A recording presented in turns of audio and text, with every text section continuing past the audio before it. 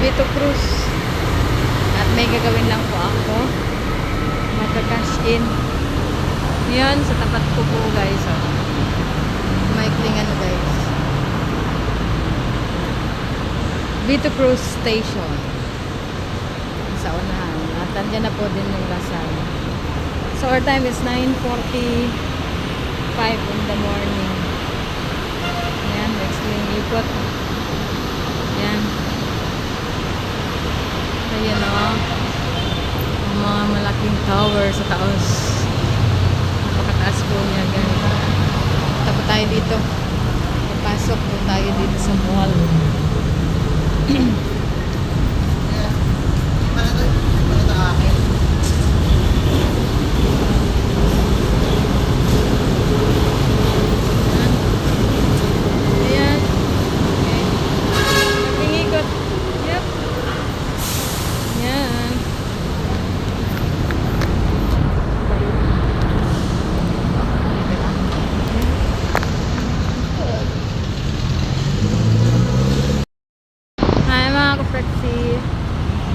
So I am here in the R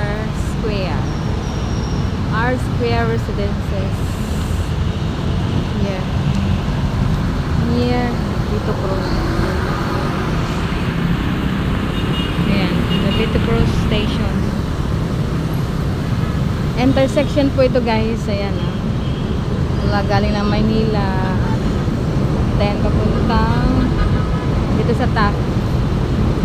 Ayan guys, quick video lang po ito for today. Akit pa dito. Okay. Ay, maambon na guys. Maambon na. So, ayan po sa tapat yung Ocampo Street. Then, ayan po din yung Jollibee. Wherein, dyan po kami kumain ni Sir Jordan. Shout out kay Sir Jordan. So, R Square Residences, kung saan po ako ay nagpakashin. Okay?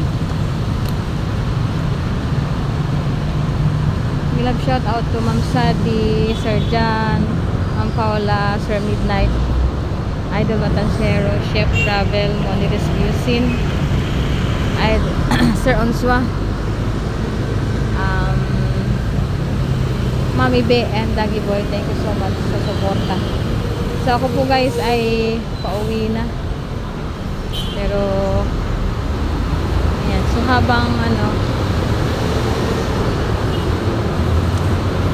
maikling lang po dito guys. So ako ay tumagas lang sa school. Malapit lang kasi guys ang school namin yun sa unahan.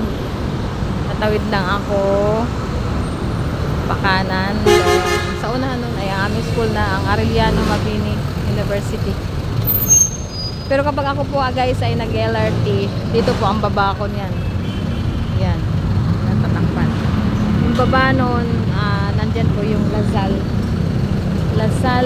School, the Green Archer. So traffic na ito yung parking ng R Square Residences. Shout out kay ate.